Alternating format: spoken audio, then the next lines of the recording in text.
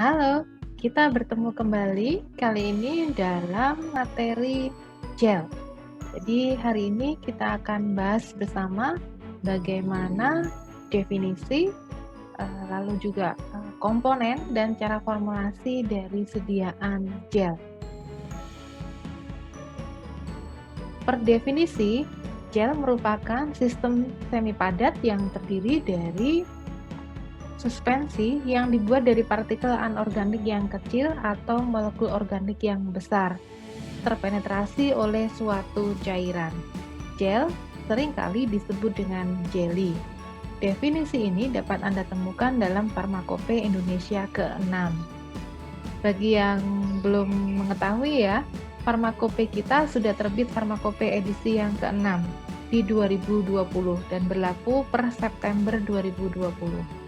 Jadi silakan jika ingin mengupdate pengetahuan tentang sediaan atau tentang monografi dari berbagai bahan obat, silakan Anda buka Farmakope yang terbaru yaitu Farmakope Indonesia ke-6.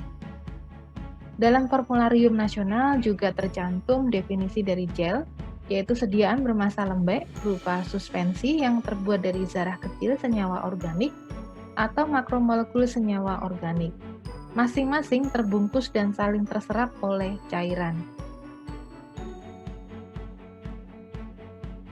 Berdasarkan sifat dari pelarut, maka sediaan gel bisa dikategorikan menjadi beberapa. Yang pertama adalah hidrogel. Kata kuncinya dari sediaan hidrogel adalah terbentuk oleh molekul polimer hidrofilik yang saling sambung silang melalui ikatan kimia atau gaya kohesi seperti interaksi ionik, ikatan hidrogen, atau interaksi hidrofobik. Hidrogel bersifat lembut atau lunak, elastis sehingga meminimalkan iritasi karena friksi atau mekanik pada jaringan sekitarnya. Jadi kita sebut hidrogel ketika gelling agentnya berupa polimer hidrofilik. Lalu kita sebut organogel jika kita gunakan pelarut bukan air, yaitu kita gunakan pelarut atau solvent organik. Lalu kita sebut sebagai zerogel jika gelnya telah padat dengan konsentrasi solvent yang rendah.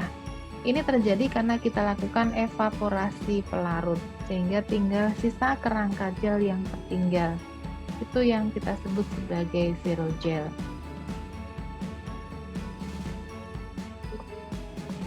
Kalau berdasarkan fasenya, sediaan gel bisa disebut gel 1 fase dan sediaan gel 2 fase.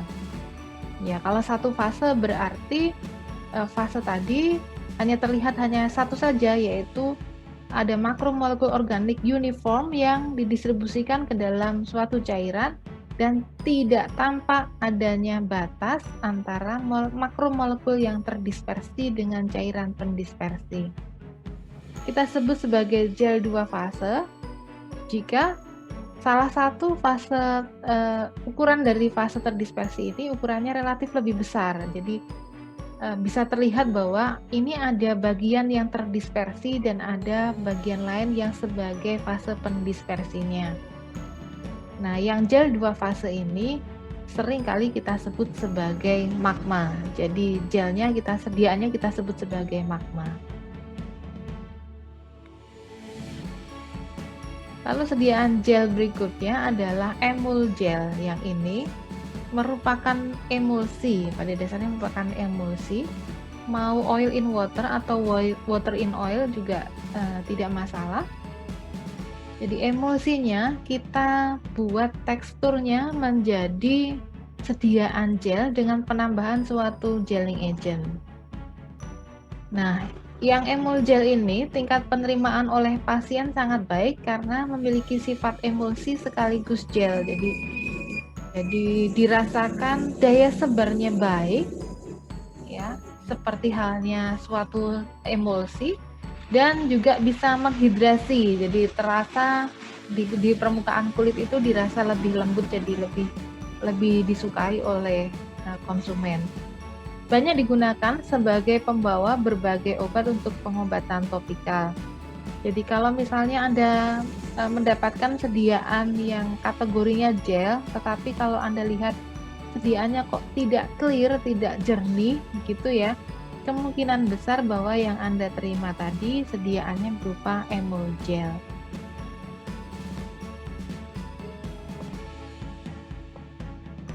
Ini adalah klasifikasi dan deskripsi dari gel. Jadi ada inorganik, ada hidrogel dan seterusnya. Silahkan Anda cermati sendiri. Nah, gel ini memiliki beberapa sifat yang menguntungkan. Yang pertama adalah bersifat tiksotropi. Masih ingat apa yang dimaksud dengan tiksotropi?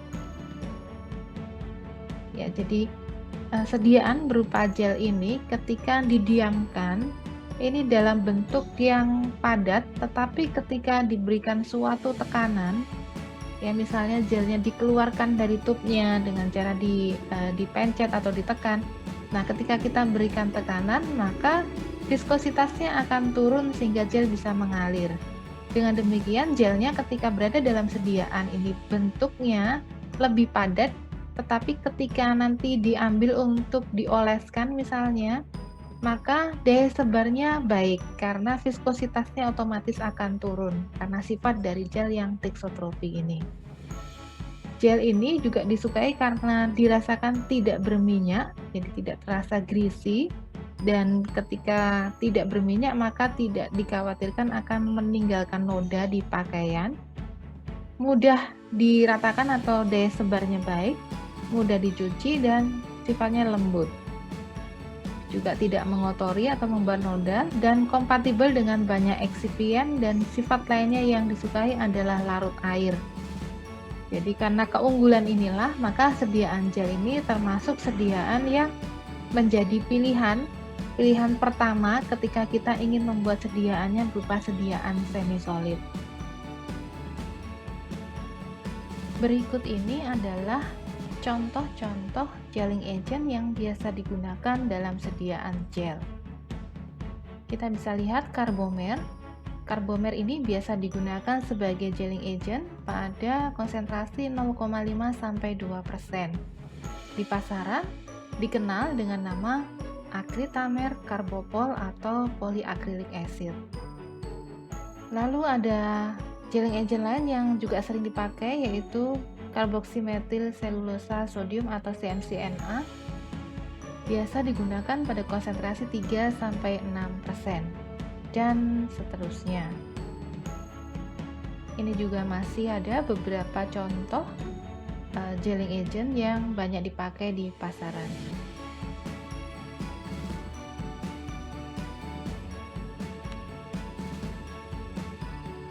Sifat dan karakteristik gel ini ada beberapa yang spesifik yang tidak kita jumpai pada sediaan semi solid selain gel.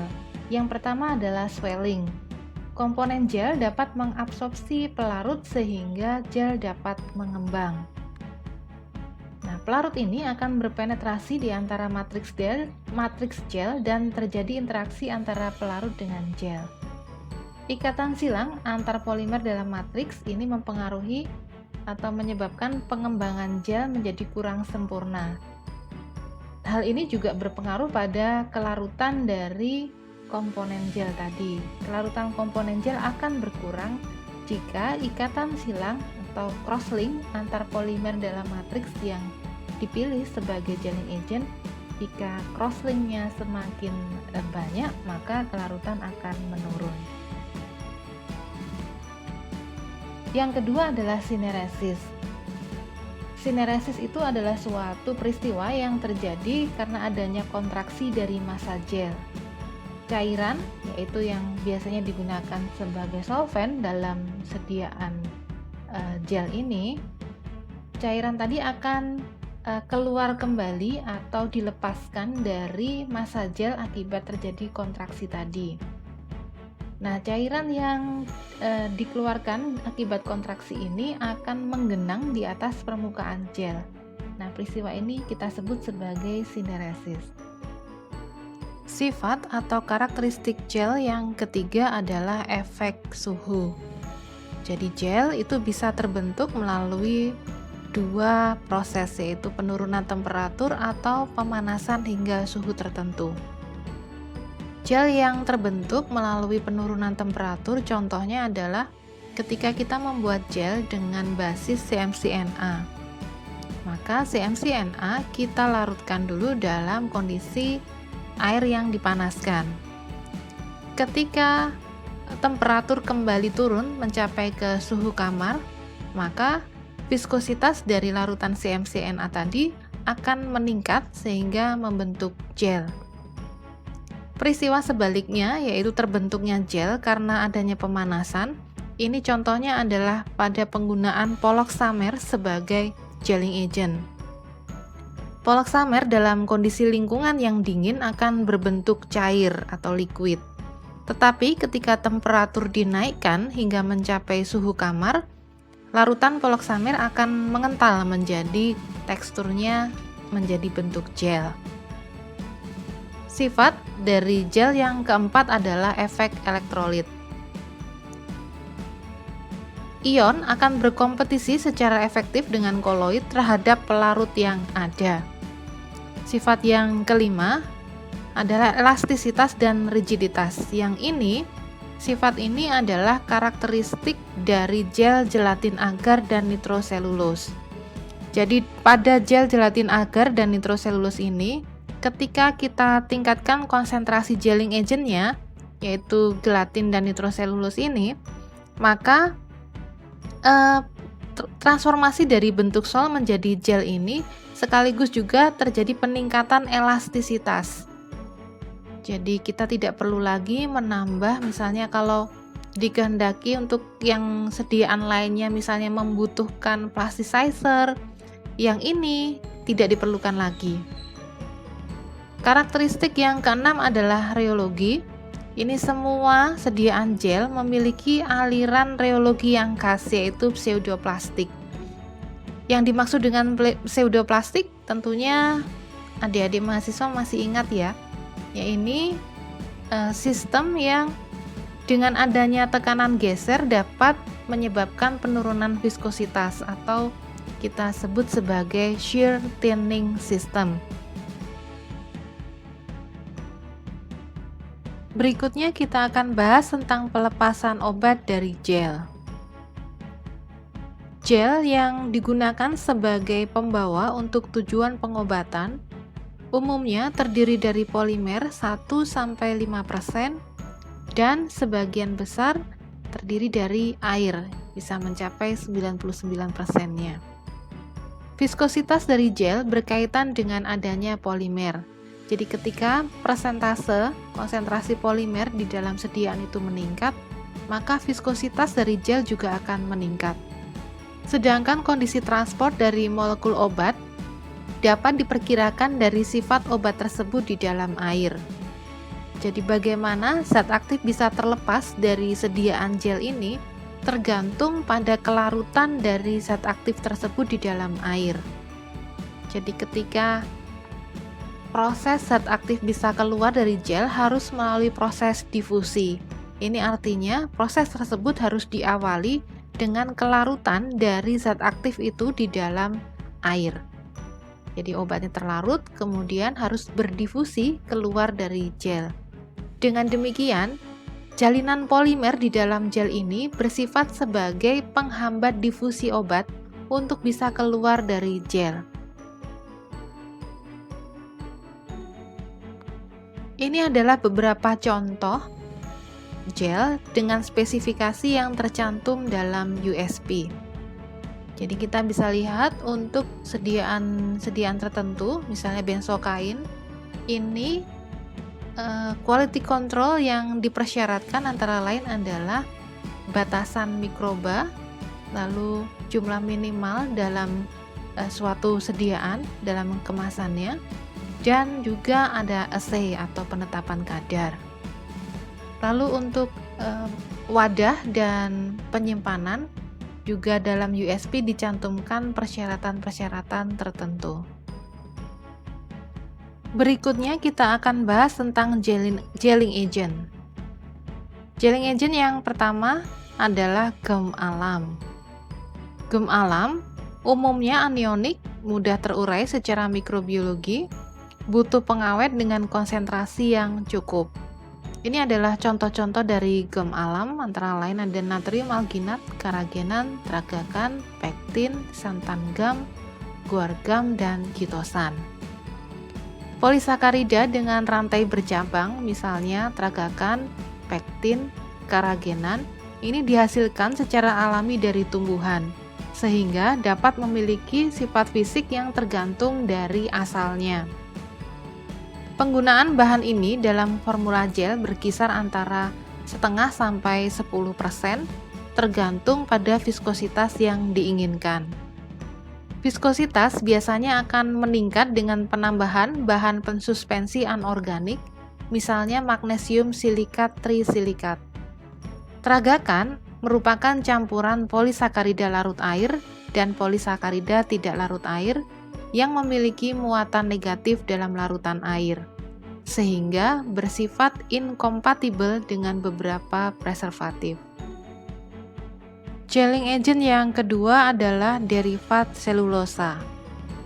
Selulosa semisintetik banyak digunakan sebagai gelling agent dalam formulasi gel. Misalnya yaitu metil selulosa, karboksi metil selulosa, hidroksipropil selulosa, dan hidroksipropil metil selulosa. Dalam pengembangan formula gel, perlu dilakukan evaluasi tipe dan grade selulosa yang digunakan. Sebagai contoh, jika diinginkan gel yang transparan, maka penggunaan HPMC sebagai gelling agent lebih cocok jika dibandingkan dengan MC. Faktor inkompatibilitas juga harus diperhatikan dalam pemilihan gelling agent. Contohnya, MC dan HPC inkompatibel dengan preservatif golongan paraben. Keberadaan bahan oksidator dalam formulasi gel yang mengandung selulosa juga harus dihindari karena degradasi oksidatif pada rantai polimer dapat menyebabkan penurunan secara cepat dari viskositas gel tersebut. Sterilisasi sediaan atau penambahan pengawet dapat mencegah penurunan viskositas yang diakibatkan depolimerisasi oleh enzim yang dihasilkan mikroorganisme. Gelling agent yang ketiga adalah polimer akrilik, contohnya adalah karbomer atau nama dagangnya karbopol. Bahan pembentuk gel yang saat ini banyak digunakan dalam bidang farmasi dan kosmetik adalah karbomer ini. Karbomer merupakan polimer sintetik dengan BM yang tinggi dari asam akrilat yang disambung silang dengan alil sukrosa atau alil eter dari pentaeritritol. Pada formulasi yang mengandung air atau pelarut polar, pembentukan gel dari karbomer dapat diinduksi dengan penambahan basa organik, misalnya natrium atau potasium hidroksida. Sedangkan pada sistem yang kurang polar ataupun pada sistem non-polar dapat dinetralkan dengan golongan amina, misalnya trietanolamin, dienolamin, ataupun dengan basa amina, misalnya diisopropanolamine, aminoetilpropanol, tetrahidroksipropil etilendiamin, dan trometamin. Netralisasi yang berlebihan pada karbomer dapat berakibat pada turunnya viskositas dari karbomer. Jadi intinya kalau kita gunakan karbomer, maka karbomer ini sebenarnya larut dalam air. Mudah sekali larut dalam air. Hanya saja larutan air tadi bersifat asam. Viskositasnya masih rendah. Padahal kita butuhkan karbomer ini sebagai gelling agent, tentu saja yang kita harapkan viskositasnya tinggi. Ternyata larutan karbomer di dalam air yang bersuasana asam ini perlu dinetralisasi dulu agar terjadi peningkatan viskositas.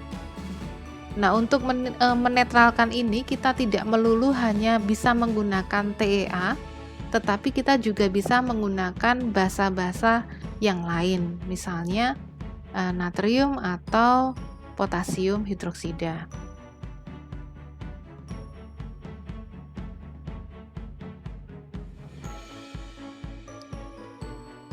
Gelling agent yang keempat adalah polyethylene. Yang ini khasnya adalah menghasilkan gel yang dapat membentuk lapisan yang tahan air di permukaan kulit. Sehingga baik kalau kita mau membuat sediaan yang sifatnya water resistant. Lalu gelling agent yang kelima adalah padatan yang terdispersi koloidal, misalnya mikrokristalin silika, clay, dan mikrokristalin selulose. Lalu yang keenam adalah surfaktan. Sebagai contohnya adalah poloksamer 407. Poloksamer 407 ini memiliki ciri khas ketika berada dalam suasana yang dingin akan berbentuk cair, tetapi ketika temperatur ditingkatkan sampai di suhu kamar akan membentuk gel. Berikut ini adalah contoh formula dari sediaan gel. Ini contohnya jika kita ingin membuat suatu gel yang clear atau jernih. Dari bahan-bahan ini, semua bahan dipanaskan kecuali air sampai dengan 90 derajat Celcius. Air dipanaskan terpisah pada 95 derajat Celcius. Masukkan air ke dalam campuran bahan sambil diaduk dengan kecepatan sedang, lalu tuang ke wadah pada suhu 60 derajat Celcius. Jadi gel ini akan terbentuk justru ketika temperatur diturunkan. Ini adalah contoh zinc oxide gel. Yang digunakan kali ini sebagai gelling agent adalah karbopol dengan alkalizing agentnya adalah NaOH. Cara kerjanya adalah dispersikan karbomer di dalam air, lalu masukkan larutan NaOH dengan pengadukan ringan, masukkan ZnO dengan cara yang sama, pengadukan diteruskan sampai diperoleh sediaan yang homogen. Nah, di sini yang harus diperhatikan adalah pengadukannya harus ringan. Pengadukan yang ringan ini ya dengan kecepatan putar dari mixer yang tidak terlalu tinggi seperti ini dimaksudkan agar tidak banyak udara yang ikut terjebak atau tersuspensikan di dalam sediaan gel ini. Jika banyak udara yang terjebak di dalam sediaan gel, maka terbentuk gelembung-gelembung udara di dalam gel yang dihasilkan. Ini butuh waktu yang cukup lama untuk bisa menunggu sampai gelembung-gelembung udaranya ini hilang. Jadi kalau misalnya kita mencampur gel dengan pengadukan dengan kecepatan tinggi, seakan-akan gel yang diperoleh warnanya menjadi putih, bukan transparan. Sebenarnya ada kemungkinan warna putihnya itu diakibatkan karena banyaknya gelembung udara di dalamnya. Jadi ketika dibiarkan, ditunggu cukup waktunya, maka gelembung udara itu bisa hilang dan gelnya akan terlihat jernih kembali. Berikutnya adalah clear jelly base. Ini adalah contoh formulanya dan berikut adalah cara kerjanya.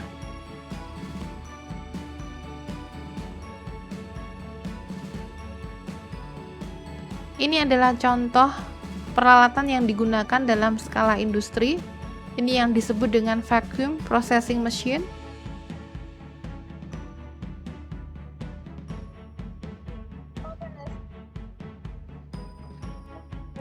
Ini contoh mesinnya ya.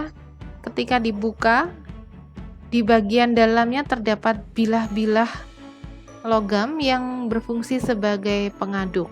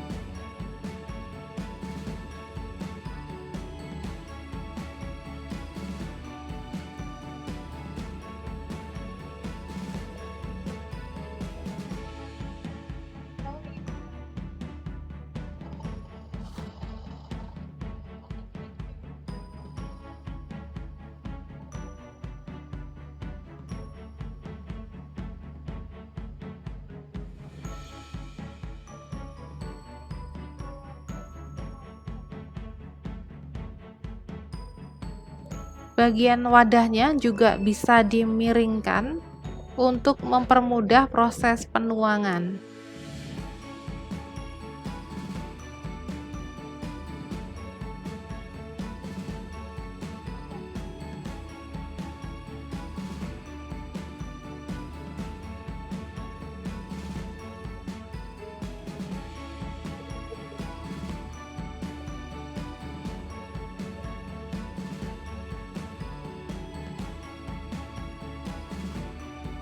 Ya, demikian tadi materi formulasi sediaan gel. Silakan dipelajari lebih lanjut dengan menggunakan berbagai referensi yang bisa Anda temukan. Terima kasih atas perhatiannya.